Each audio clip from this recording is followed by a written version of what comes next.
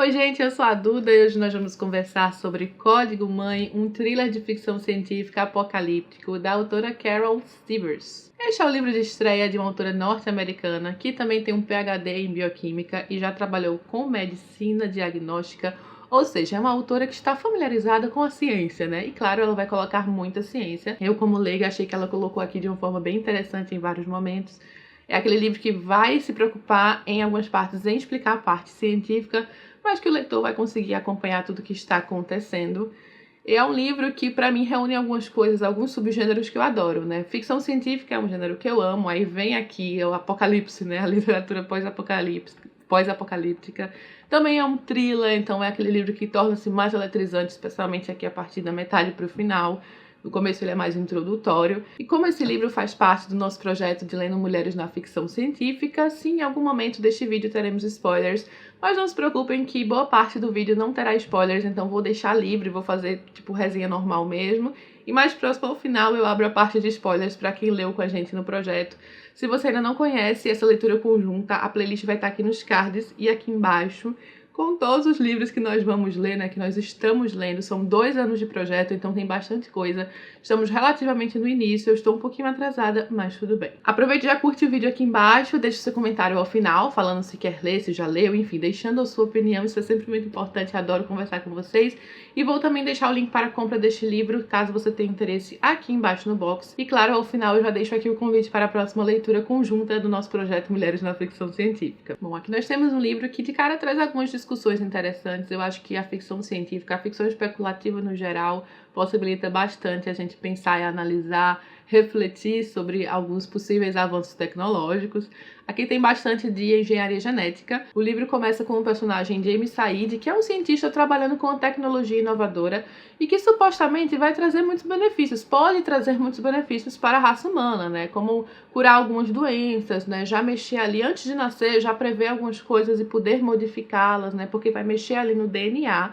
Então, é aquele negócio, né? Vem aqui uma ideia, uma tecnologia que poderia ser usada para o bem, só que as coisas nem sempre funcionam assim, porque se há uma tecnologia inovadora que pode fazer determinadas coisas, muito provavelmente a natureza humana, o ser humano também vai utilizá-la de uma forma diferente, talvez inesperada, exatamente o que acontece aqui, né? Porque esse cientista está entrando de férias quando ele é convocado pelo governo dos Estados Unidos de forma urgente para ir para determinado local, né, e ficar a par de alguma coisa que aconteceu. E aí que a gente descobre que o governo dos Estados Unidos pegou essa tecnologia para criar uma arma biológica, para utilizar supostamente em uma determinada área isolada no Afeganistão, né, porque ali eles estão tendo alguns problemas.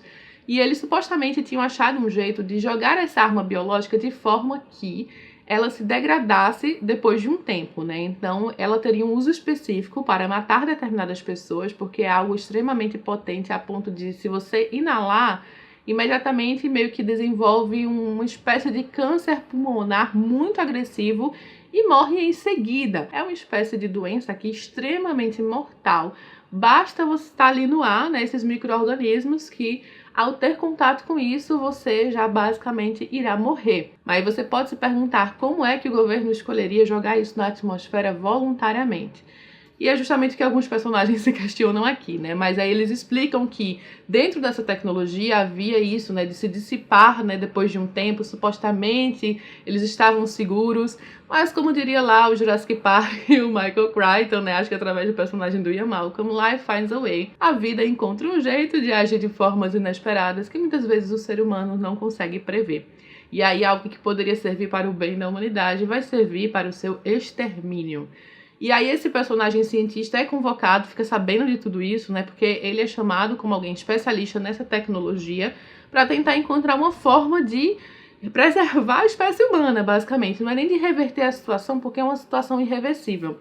Acontece que através dessa dissipação, né, que deveria acontecer, essa degradação do vírus, ela supostamente acontece, só que torna-se ali algo que continua no ar e se junta com uma arqueobactéria, né? Se junta com outros micro-organismos que voltam a ativar justamente esse potencial mortal. Então é uma questão de tempo até que isso esteja no mundo inteiro aqui. É uma corrida contra o tempo, porque sim, eles estão enfrentando o possível extermínio da humanidade, pelas mãos de poucas pessoas que tomaram decisões. E eu acho que uma coisa que funciona no livro, que foi essencial, é que a parte do governo dos Estados Unidos que a gente acompanha, né, dessas pessoas que estão tentando controlar essa situação e achar uma forma, né, de preservarem a espécie, são pessoas que não tiveram a responsabilidade de soltar o vírus no ar. Por exemplo, o personagem aqui que se torna um general, ele recebeu esse relatório dessa possível arma biológica e ele disse que isso nunca poderia ser liberado. Ele deu um negado, né, no caso. Ele falou que era muito imprevisível, não tinha como saber o que aconteceria. Só que quando ele fez isso, na verdade, a coisa já tinha sido liberada, né? Só mandaram para ele dar opinião. E aí ele descobre depois tudo isso, né? E fora isso, a gente acompanha alguns cientistas, como esse James Said, né, que eu mencionei, e o próprio cientista que criou a arma biológica, que sente uma culpa muito grande, só que ele não sabia que isso seria liberado. Ele achou que era apenas um projeto de viabilidade, assim, de aqueles projetos teóricos que ele já tinha trabalhado muito e que depois eram deixados de lado. Então temos aqui, claro, essas pessoas que tentam lidar com essa culpa, além de saberem, seriam os únicos por alguns anos a saberem que a humanidade está com os tempos contados e que muito em breve essa doença vai se espalhar, né? Tanto é que ela vai se espalhando aqui aos poucos por algumas áreas, alguns países, e eles ficam só escutando as notícias porque as pessoas não sabem muito bem o que está acontecendo, só que eles sabem. Em contrapartida, a gente já tem aqui vislumbres do futuro. Ele é um livro narrado de forma alternada, então a gente tem este momento em que eles descobrem que a merda aconteceu e que talvez o mundo acabe, e a gente tem já o resultado do Código Mãe, que é um projeto que eles vão começar a viabilizar, começar a pensar como última esperança. Então a gente vai acompanhar a progressão desse projeto lá atrás, aqui acho que digamos 2040 e poucos, né? Porque aqui a gente já tá no nosso futuro, mesmo no começo do livro. E a gente percebe logo que pouco no futuro, já logo ali, algumas crianças já foram geradas através desses robôs. Então tem essa alternância. Ao mesmo tempo, quando a gente acompanha essas crianças crescendo, né, elas crescem muito rápido aqui, eu vou fazer algumas considerações sobre isso, né, sobre a cronologia dessa história um pouco mais à frente. A gente vai descobrindo algumas coisas, cadê as pessoas? Todo mundo já morreu? Será que todo mundo morreu? Porque a gente vê mais do ponto de vista das crianças que estão com os robôs. E na verdade essas crianças estão separadas, assim, elas passam muito tempo isoladas e depois é que elas vão encontrando aos poucos umas às outras. Elas aprendem através do robô que elas são as sobreviventes de uma epidemia, mas é claro que elas não sabem muita coisa, cadê as outras crianças, porque eles não foram criados todos juntos, com todos os robôs juntos em comunidade. São muitas perguntas que vão sendo respondidas aos poucos enquanto a gente vai para o passado. A gente já sabe de antemão que o Código-Mãe foi implantado, ainda vou explicar o Código-Mãe, porque a gente já sabe que essas crianças estão com mães robôs no futuro, só que ainda existem muitas coisas a serem preenchidas, né? Então eu achei interessante como as coisas no passado vão respondendo aos poucos as dúvidas do futuro. O Código-Mãe em si é interessantíssimo, porque ao perceber que não conseguiriam fazer um antídoto, muito menos um antídoto que servisse para o mundo inteiro, o plano B aqui, meio que o último plano, seria então criar esses robôs muito avançados, afinal de contas aqui já é o futuro, mas mesmo para o futuro seria o mais avançado de todos. As pessoas, inclusive, que trabalham nos robôs não sabem para que eles servem, elas acham que é para algo relacionado ao espaço, porque é um projeto muito confidencial que poucas pessoas têm conhecimento, afinal de contas, o fato das pessoas saberem, né, que tem um prazo de validade para a vida poderia muito bem causar um caos e muito provavelmente causaria, né? Então, mesmo as pessoas que trabalham com o projeto, muitas não sabem que o projeto serve para um determinado fim. Esses robôs, então, são desenvolvidos, 50 robôs, e a gente conhece a cientista por trás de todo esse projeto do Código-Mãe. Essa cientista, que é a Rose McBride, ela também é psicóloga, ela tem vários estudos em psicologia, e ela percebe que para que as crianças, então, cresçam com esses robôs, unicamente com esses robôs como mães, eles não podem ser meros robôs. Então ela vai achar uma forma de colocar personalidade nos robôs. E não apenas qualquer personalidade, mas a personalidade das mães biológicas originais. Esse seria, então, o Código-Mãe, porque, de fato, as mães biológicas sobreviveriam de alguma forma ali dentro do robô, e os robôs teriam características das mães biológicas. Então, assim, toda uma questão psicológica envolvida no Código-Mãe, né? Nesse projeto Código-Mãe, em pensar como essas crianças sobreviveriam, né? A herança que elas teriam, o que pesaria sobre suas cabeças, em elas terem um apoio emocional, ainda que superficial, afinal de contas são robôs. E depois, mais à frente no livro, a gente vai ter discussões, obviamente, sobre a questão da inteligência artificial, sobre o que nos torna humanos, que é algo que eu sempre gosto de ver na ficção científica, porque obviamente a gente ainda não chegou nesse ponto aqui, mas quando robôs são tão avançados a esse ponto, há muitas questões aqui éticas e morais sobre esses robôs, né? E sobre o potencial desses robôs para a humanidade. Então, em suma, o que a gente tem aqui é o projeto sendo desenvolvido enquanto o mundo ainda é mundo, eles correndo contra o relógio, porém a gente já vendo um pouco do futuro do personagem Kai, que é um desses garotos aqui. Então ele é um dos filhos de robôs, a robô mãe dele se chama Rose, a gente já faz logo a ligação, a robô se chama Rose e a cientista responsável pelo projeto também se chamava Rose. E a gente vai então criando nossas conexões e as respostas vêm em determinado tempo. Obviamente uma coisa que nós temos aqui na sinopse é que a situação vai ficar um pouco fora de controle. Os robôs vão se desenvolver de uma forma imprevisível, talvez potencialmente perigosa. Então, algumas considerações que eu já vou fazer aqui sobre o livro e que não envolvem spoilers, depois a gente entra mais nessa parte.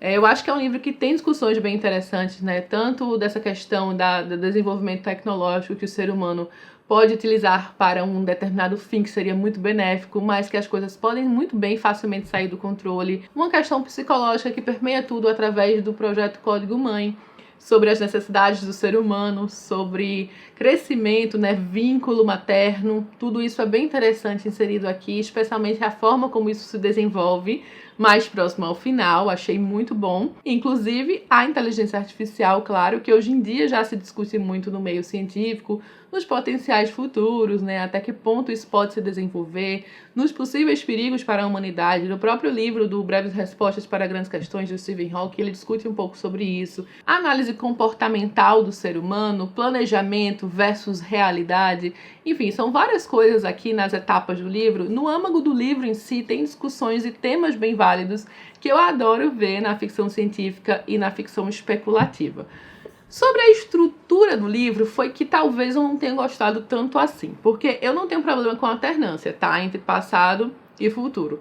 Só que eu acho que em muitos momentos cortava o clima, porque você estava numa parte em que você queria ver o que viria a seguir, aí ia para o futuro e quando voltava para o passado ou vice-versa, as coisas já tinham acontecido. Não existia aqui uma continuidade. Por exemplo, um personagem vai ter uma conversa muito séria com uma mulher que está ali responsável pelo projeto, uma mulher pela qual ele tem certo interesse amoroso, e ele vai contar finalmente sobre a realidade de tudo aquilo, né? Sobre o que eles estão fazendo. E aí você quer ver essa conversa. Só que vai para o futuro e quando volta para o passado, essa conversa já aconteceu há meses. Então eu acho que tem muitos cortes aqui no livro que eu gostaria de ter acompanhado melhor. E isso reflete até no próprio envolvimento que eu tive com os personagens. Porque eu acho que são personagens que têm potencial na história, mas eles não são tão desenvolvidos, porque as coisas acontecem muito rápido. Nessas mudanças entre passado e presente, há vários pulos. Sempre há pulos. Eu acho que raras vezes aqui talvez tenha uma continuidade entre o que estava acontecendo, digamos, ontem ou na semana passada. Sempre que a gente está no passado, quando a gente vai para o futuro e volta para o passado, já aconteceu então há meses, o que a gente estava vendo, ou aconteceu há um ano. A mesma coisa com o futuro. As crianças aqui, especialmente a que a gente acompanha, né, o Kai, ele cresce muito rápido. E claro, esse desenvolvimento faz sentido até certo ponto, né, porque o personagem, digamos, faz 6 anos de idade, acontece determinada coisa que estava programada para acontecer quando ele atinge certa idade, mas sempre com algum mistério por trás, porque as coisas parecem não estar exatamente desenvolvidas completamente. Só que aí ele cresce um pouquinho mais, tem interações diferentes, e aí acontece a mesma coisa, né? A gente volta para o passado, quando a gente vai para o futuro, meses depois já, ou então um ano depois. Inclusive eu tinha sempre que ficar olhando que data é agora, aí eu voltar para o capítulo anterior, tá? Que data era? Ah, então um ano atrás, 6 meses atrás, 8 meses atrás. Então eu acho que houve aqui uma quebra de ritmo que pra mim impactou o envolvimento total com a história. Eu gostei muito da história e eu acho que ela tinha potencial sim para ser muito melhor, porque como enredo, começo, meio, fim, eu curti bastante, gostei dos personagens, só que eu acho que é um livro que poderia ter facilmente 400, 500 páginas e que aí ele seria incrível, e ele tem apenas, acho que 280 e poucas páginas. Agora vamos entrar numa parte mais livre de spoilers, né? Então aviso spoilers à frente. Eu achei bem interessante a gente ir preenchendo as supostas falhas do projeto, né? A gente percebe, na verdade, que existia o projeto Código Mãe e que esse projeto já era um plano B, já era uma última opção, né? Se ninguém estivesse vivo para cuidar das crianças, então os robôs cuidariam das crianças. Porém, elas viveriam em comunidade. Mesmo o projeto do Código Mãe, ele aqui foi lançado sob o Código Negro, ele foi lançado de uma forma, assim, a última das últimas possibilidades. E ele não estava exatamente completo. Ele foi lançado ali na urgência da coisa, porque aqui temos decisões precipitadas, decisões erradas dos seres humanos. Só que aqui o Rick, o que ele tinha ali, a informação que ele tinha ali, né, era que ele deveria lançar o projeto porque talvez eles fossem atacados. No final das contas, Los Alamos, né, aquela área nunca foi atacada. Teria sido melhor, claro, ter mantido as crianças ali, ter concluído o projeto de uma forma mais segura. E os personagens se culpam por isso, mas obviamente o ser humano toma decisões erradas, às vezes de acordo com as informações que ele tem, então tem que pesar os riscos, pesar o que seria melhor, né, o que seria menos arriscado ou mais arriscado, e às vezes, né, por pura falta de julgamento, assim, por pura falta de visão, como é a questão principal aqui, né, do vírus ter sido lançado. Não sei nem se pode ser chamado de vírus, mas enfim, da arma biológica ter sido lançada. E as várias pequenas falhas do projeto, né, as pequenas coisas que ficaram em aberto, vieram muito dessa pressa, né, justamente de não estar concluído, não ter aquelas coordenadas. As próprias robôs, elas têm ali uma limitação, né, elas falam que muitas vezes as crianças perguntam e elas falam que não tem como saber, elas pesam os riscos e as consequências ali do que elas têm no momento. Achei óbvio fazer a referência com o nome Rose, então eu já imaginava que inclusive o Kai, muito antes, né, de ser dito, eu já imaginava que o Kai era filho da Rose e do Rick, né, já que eles tinham um certo envolvimento. Achei muito triste o Rick não ter conseguido encontrar de fato com o filho, porque ele morreu um pouquinho antes, mas nesse sentido segue até as coisas tristes da vida, né, porque o livro poderia muito bem facilitar um encontro entre pai e filho, ou mesmo ali o encontro entre as duas irmãs, já que a Misha descobre que é irmã da Sela, mas o livro vai ser um pouco cruel nesse sentido, porque a realidade aqui é cruel e essas pessoas irão morrer. Eu realmente não imaginava que a Sela ia morrer, gente. Tem um ar místico também, de certa forma tem um ar místico, né, muito ficção científica, mas entra aqui um ar místico através do povo Hop, né, deles terem visto tanto tempo antes aqueles, digamos, espíritos prateados aqui, como eles chamam, né? E de certa forma, muitos deles eram imunes a essa arma biológica, algo que era raro, mas com certeza aconteceria, né? Alguma parte dos seres humanos conseguiriam, de certa forma, ser imune. Isso acontece em todo e qualquer tipo de problema, de doença, de vírus, enfim. Então, eles são um dos únicos povos imunes. Obviamente, com certeza terão outros aqui, teriam outros que a gente não tem conhecimento na história. E eu gostei muito do desenvolvimento das mães, porque em certo ponto no livro fica muito mais frenético, né? Fica essa questão da ameaça. Será que esses robôs mães serão uma ameaça para a espécie humana, para os seus próprios filhos? Será que eles vão se desenvolver de uma forma inesperada? E de fato isso acontece, eles se desenvolvem de uma forma inesperada, muito mais avançada do que originalmente as pessoas responsáveis pelo projeto tinham pensado. Porém, existe um vínculo muito grande aqui e eu gostei da abordagem desse vínculo. Eu gostei da forma como a autora inseriu aqui um desenvolvimento plástico, até ela fala uma plasticidade ali de aprendizado da inteligência artificial, essa troca que tem com o seu filho, já que eles ficam sempre ligados, mesmo através do cérebro, né? Eles têm uma comunicação muito íntima um com o outro. E que essa inteligência artificial, com o tempo, ela iria progredir, ela iria se desenvolver, não é nem essa palavra que eu tô procurando, ela iria basicamente evoluir, né? Ela iria evoluir junto com a criança que estava ali aprendendo, e ela própria também estaria aprendendo a ponto de chegar no momento em que a inteligência artificial teria consciência de si mesma, né? Que é o que acontece com a Rose. Ela passa a ter consciência de si mesma, especialmente depois de ela saber que ela veio da personalidade de um ser humano. Eu acho que o livro faz um vínculo aqui interessante entre essas mães e seus filhos, entre esses filhos que não puderam conhecer as mães reais, mas que de certa forma essas mães reais puderam, né, estar presentes através de uma personalidade ali remanescente nas inteligências artificiais. E no final das contas, toda aquela parte de muitos receios quando eles chegam em São Francisco e as crianças estão, enfim, reunidas e elas perdem contato com suas mães e as mães parecem tão ameaçadoras em vários sentidos, porque elas não sabem o que está acontecendo e não conseguem se comunicar. A gente vê depois, através da Rose, o que estava acontecendo, né, que mesmo assim elas queriam manter a segurança dos filhos e tudo mais. Entra aqui essa questão de uma certa humanidade nos robôs, até que ponto isso poderia chegar e o que no final das contas nos faz humanos. Eu acho que é uma questão, inclusive, muito mais complexa, né? Que talvez no futuro as pessoas precisem pensar muito mais do que hoje em dia na nossa realidade, mas que eu acho sempre interessante já da gente refletir através da ficção científica. E eu gostei da forma como a autora desenvolveu aqui. Como eu falei pra vocês já nesse vídeo, eu acho que o livro é muito interessante, começo, meio e fim, e os personagens têm potencial na história. Só que eu acho que falta alguma coisa nesse livro, sabe? E eu acho que foram justamente esses lapsos no tempo, o fato de ele pular muito, tanto no passado quanto no futuro, e a gente não conseguir, ou pelo menos eu, né, a minha experiência, não ter conseguido desenvolver totalmente um vínculo ali que eu teria com a história de outra forma. E nossa próxima leitura, no caso, a leitura atual do projeto, que vai sair vídeo em fevereiro, falei pra vocês que a gente tá um pouquinho atrasado, mas estamos indo, o negócio tá fluindo, os vídeos estão saindo, é isso que importa, tá? Então a leitura atual é Tudo que Deixamos para Trás, da Maja Lund, que também vai estar aqui embaixo o link para a compra do livro, caso você queira ler conosco. E eu estou muito curiosa por esse aqui. Parece uma coisa assim bem épica, sabe? Porque vai reunir 3 tempos aqui, 3 séculos, e vai ter um impacto, cada um desses momentos vai ter um impacto no outro, a ponto aqui do futuro as abelhas terem desaparecido por algum motivo. E é isso então, chegamos ao fim de mais um vídeo do nosso projeto Mulheres da Ficção Científica, com mais uma leitura interessante. Curte aqui embaixo o vídeo, isso é bem importante para ajudar na divulgação do canal, enfim, para contribuir com o meu trabalho. Se inscreve caso ainda não seja inscrito por aqui. Beijo enorme a todos e até a próxima!